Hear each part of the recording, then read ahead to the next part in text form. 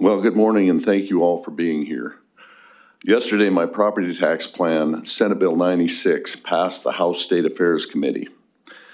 And some of you will have noticed that I also testified in support of a different bill in that same committee, Senate Bill 245. That bill is Speaker Hansen's proposal to deliver statewide property tax by dedicating the 0.3% in sales tax that is due to sunset next year. And it has my full support. Together, those bills represent the largest property tax cut in our state's history. I said at my State of State address that my bill doesn't have to stand alone. It works well in tandem with other areas. Both bills will be on the House floor in coming days, and I believe Senate Bill 96 is up today. And we've been having conversations ongoing with legislators about that. And my team will be working to make sure that both get across the finish line. But I'll back up, because this truly is an example of how good process leads to good policy.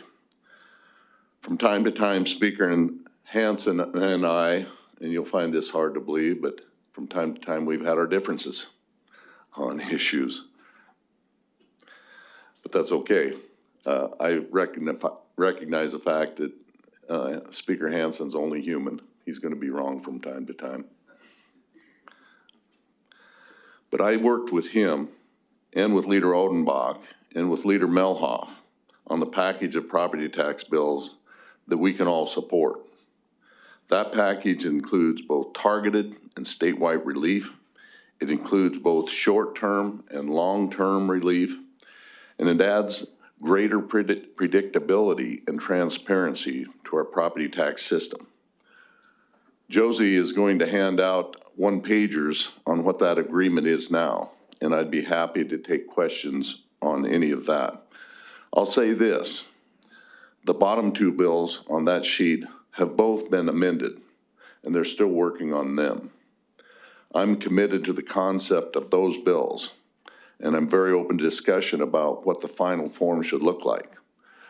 We're taking this agreement one day at a time, one bill at a time, and I think that was very intentional that we left these concepts in 4 different bills.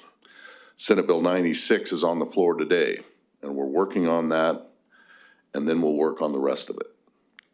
We're about a week away from the end of session, and I'm very happy how things have been going. We do a lot of things right in South Dakota, and our legislative process is a good example. The legislature comes here for less than 40 days. They fix what needs fixing, and then they go home and live with the laws that they passed. As I often say, good process makes good policy, and good policy is very much more important than politics. So with that, I will turn it over to questions. Yeah, Governor, on process, I figured you would bring up process on this, as this is you coming together with a lot of lawmakers. Can you just give us a little bit more detail on kind of how this all worked out, how you all ultimately came together on these proposals? Yeah, it's through the years it's been kind of similar. I've talked to a lot of times about the power to convene, and especially as we've went up the ladder, that power has been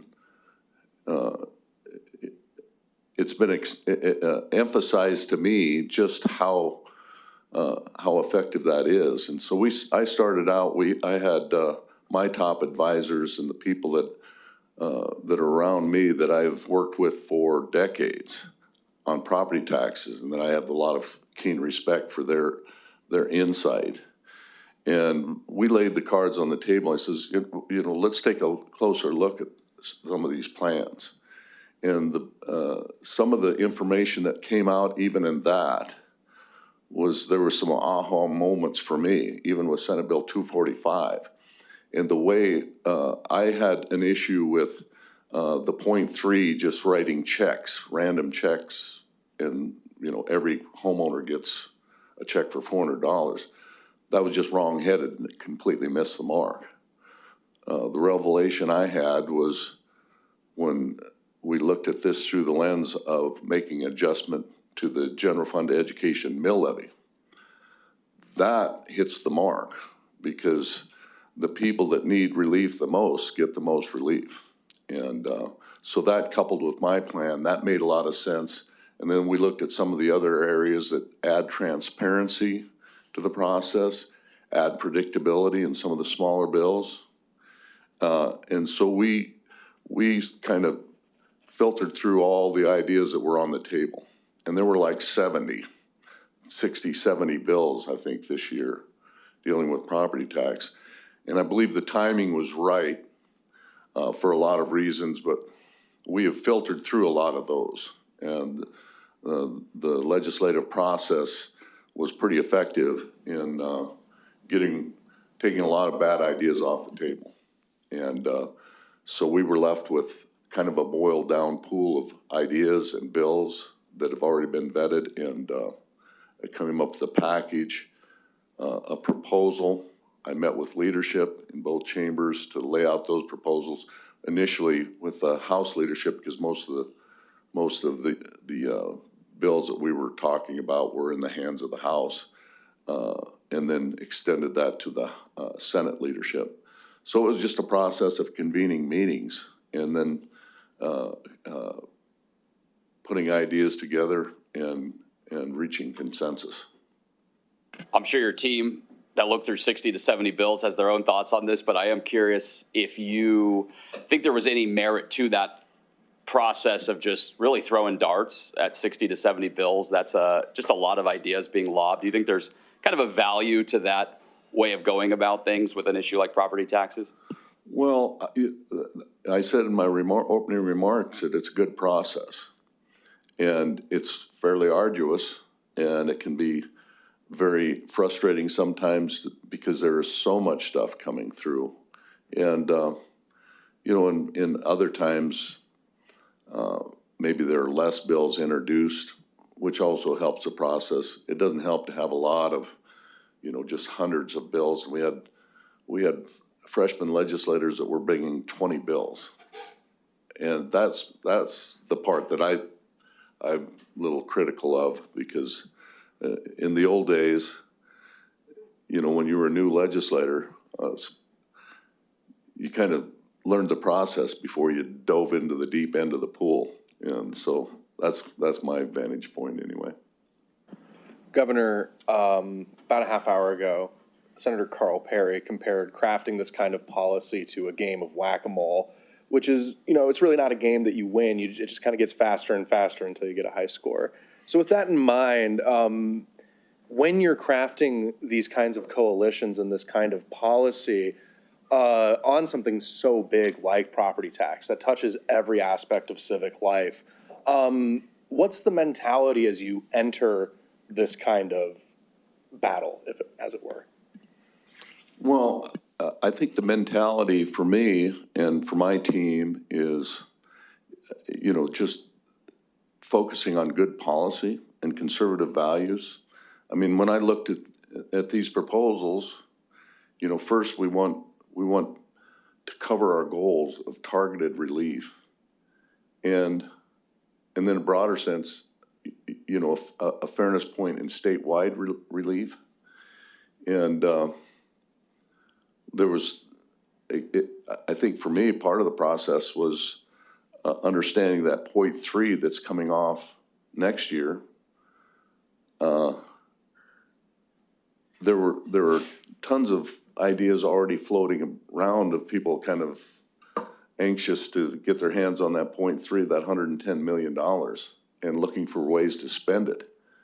And if you add that thought pattern into the mix, it's like, what better way to spend it than to give it back to the citizens of the state of South Dakota? And so that was part of my thought pattern as far as gaining support and taking a different vantage point view of Senate Bill 245. I'm looking at House Bill 1253, talking about stabilizing assessment growth at no more than 5% per year, and so trying to prevent this over evaluation of properties. But then the next bullet point talks about how there's every 7 years there's going to be a catch up. And so I guess I'm a little confused as to like why that's in place, because if these ideas to protect the unbelievable inflation of certain properties, why are we trying to do these catch ups? Yeah. Well, rather than spend a lot of time answering that, I think the bill's already that's already been amended to 5 years. And that bill's going through the process right now, and there's been a lot of questions like that coming forward. I could take a lot of time explaining what I think it means, but I won't, because it's a work in progress. And like I said, it's a separate bill. It will stand alone. And so I'm more focused on the big two in the package, which is Senate Bill 69 and 245. Can I add one thing? Sure. Yeah, and just to reiterate that, because I just came from upstairs and was talking to people about this bill. And as the governor said, it is a work in progress. It's been amended. There's talk about amending it again. You know, the goal of that bill from the beginning has been to smooth out assessment increases so that instead of going 0, 0, 30, 0, you can go, 7.5, 7.5, try to smooth this out so it's not such a jolt for people.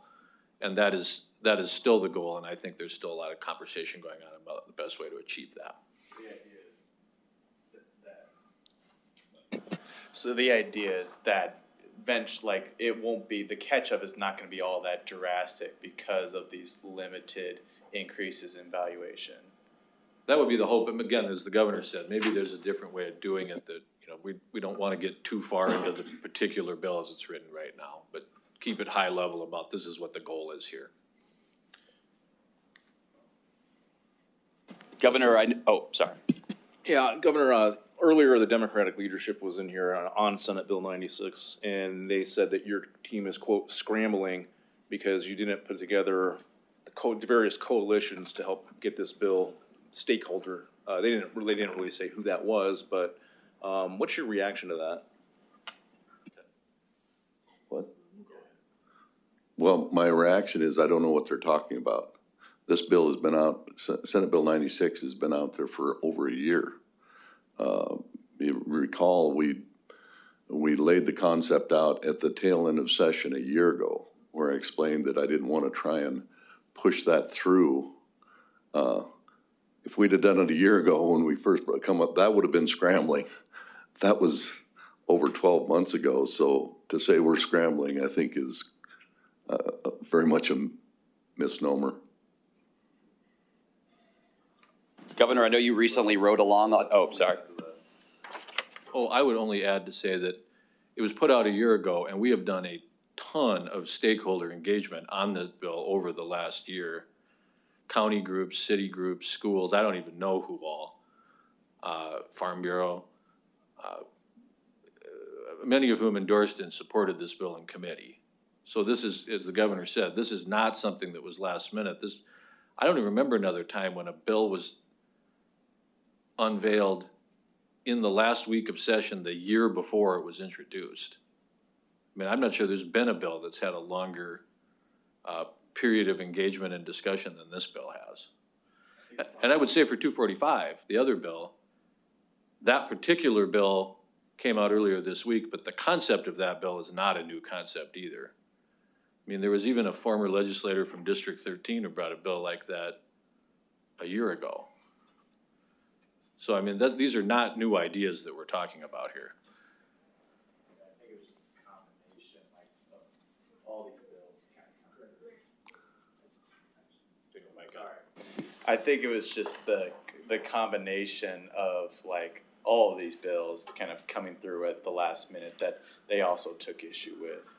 Well, yeah, maybe that is what the perception is, but again, that's the reason we left these bills in separate bills so they can be discussed separately, and we're proposing them as a package. And where that ends up, we're very much supportive and been outspoken on Senate Bill 245 and Senate Bill 96, working in conjunction. And he forgot to mention town hall. We had town hall meetings across the state in the last couple months as well. Governor, just a technical question. How will property owners see this property tax relief? How will they recognize the relief? Yeah. So, yeah, good question. Different process in both bills, actually. If a county opts into the half-cent sales tax, and their tax notice, the county will collect the half-cent sales tax will be remitted to the county. On the tax receipt, when they pay your taxes, it'll show what your taxes were and how much they've been reduced as a result of the half-cent sales tax. Monies collected will go into a property tax relief fund, and then they will be given to the county to pay down the owner-occupied county portion of their taxes. On the other bill, I have to think through it. Well, we're reducing the general fund education mill levy. That mill levy was the appropriate place to do it, because the only mill levy that segregates the three classes of property: commercial, owner-occupied, and ag. And so it will reduce the mill levy by the appropriate amount statewide, and so the reduction will come in their tax bill through the reduction of that mill levy. And just to clarify on that point, the legislature sets the levies for general education, special education. Exactly right. The levy bill used to be called the Cutler-Gabriel Amendment that we worked on every year. It's actually the levy bill. It'll be one of the last bills that's taken up, that after all the numbers are in and the budget is settled on, that's when they set the numbers based on the math for each one of them and adjust the mill levies accordingly. We're gonna go to the phones for a few questions and then we'll come back to the room.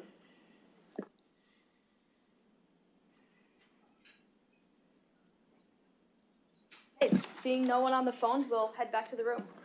Governor, you mentioned 96 and 245 working in concert with one another. But just hypothetically speaking, let's say one passes and the other doesn't. Would you then veto that other bill, or would you continue forward with one or the other? Well, I certainly won't comment on a veto, but I don't think so.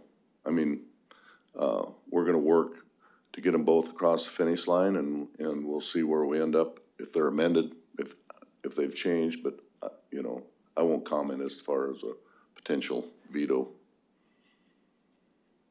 Governor, I know you recently did a ride-along on Operation Prairie Thunder. You posted that photo of an arrest. It looked like somebody that was in the country illegally a second time after being deported. It looks like they re-entered prior to the Trump administration taking over. I'm curious what you make of that, and just on top of that, what you learned on that ride-along. Well, it was an interesting day. I kind of got there on the late side. We'd been working our way across the state, and so jumped in with them. I was really kind of impressed with what I learned, just in the efficiency and the professionalism of our officers and their mode of operation, even their contacts that they made, and it was assuring to me to see how they handled their jobs, and just the professionalism and how they could spot stuff that we'd be driving along and all of a sudden we'd do a U-turn and they'd seen something that tripped a trigger and that I would have never noticed as a civilian. So it was impressive that way. And even for the gentleman that was apprehended, just the way he was handled, the way he was treated with respect, and even as they were taking him away. Governor, I realize the legislature sets state government's budget. But what have they communicated with you at all what their plans are regarding state aid to education, what the increase will be? Yeah, we've been having ongoing conversation as their conversations have evolved, as we get closer to the end, and I'm not gonna get ahead of the legislature, but, you know, I think they're looking, and I think it's no secret that they were looking for something greater than the 1% that I proposed, and, even as I propose that as a new starting point. And so, I think they're still going through the numbers and getting the final numbers put together, but it won't be long, and we'll have the information of where we're gonna land on that. Governor, there was a law, like a property tax relief program that passed last year that's kind of putting a limit on the increase in owner-occupied properties, setting that at 3% for the next 5 years with some other kind of limitations. How would this property tax package affect that or kind of interact with that at all? It wouldn't affect that. That would still stand. The countywide assessments on owner-occupied could still not increase more than 3%. Although I'll say that looks more and more now like that's going to be less of a problem. And I said it a year ago that we have a pretty sound tax system on the property tax, and I was optimistic that ship would start righting itself. And I think we're already seeing evidence of that happening statewide. We have time for 2 more questions. Yeah, Governor, I am curious what you make of the Ellsworth involvement with the military operation in Iran, and also if you could just expand. I know you posted a message on social media in support of the U.S. operation there. Can you just elaborate on both the Ellsworth involvement, maybe what kind of knowledge you have of that, and then again, just your overall feeling about the U.S. operation in Iran right now? Well, as I've said, I am very supportive of President Trump's decision with the attack in Iran. And as far as our involvement from Ellsworth, you know, it makes me proud of our state and the contribution that we're making to those efforts for world peace, and to be able to participate in that kind of an engagement is pretty incredible. But it also serves to me as a reminder of the announcement that I made in the State of the State that defense, national defense, would be the next big industry in South Dakota, because we have so much potential there. And I think this was a demonstration, another example of the nation looking to South Dakota for the help and their support in these kind of efforts. And we have so many resources that lend to just build the case for national defense being a huge part of our economy in South Dakota. Governor, there's a bill that's gonna, it's on track to potentially outlaw cell phones from being used statewide across different classrooms. A lot of people have pointed to the reasoning why that bill should pass is like test scores in the state not really improving with all the money that we continue to invest in education.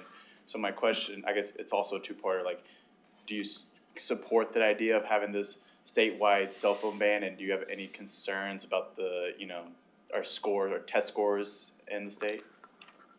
Well, I'll start with the answer to the big question about the bill on cell phones. And this been asked and answered in this room before, and I'll say it again. My wife, First Lady Sandy, is here today, and that was part of her initiative from the beginning, was again about cell phones in the classroom. And the answer that she's got from any number of administrators and the evidence that we've seen is that I think I could say almost literally all of the school districts, well, I know everyone we've talked to, and they've been surveyed, every school district that we know of in the state right now is either considering or already adopted policy on cell phones. And I've said it all along that governs best that's closer to the people. We have school boards for a reason, and the decision is best left with them. And they're stepping up to the plate and making those decisions. And I think that's the right way to handle it. As far as some of comparing that to test scores, they're two completely different conversations, because I'm not saying that they don't impact. We're on the front end of school districts taking steps to ban the cell phones in the school, so we won't know what kind of impact that'll have long-term on the quality of education. We're taking other steps in reading and math in South Dakota, some pretty dramatic steps to improve the outcomes there. Thank you, guys. We appreciate you being here. Feel free to shoot me a message if you have any unanswered questions. Thank you all.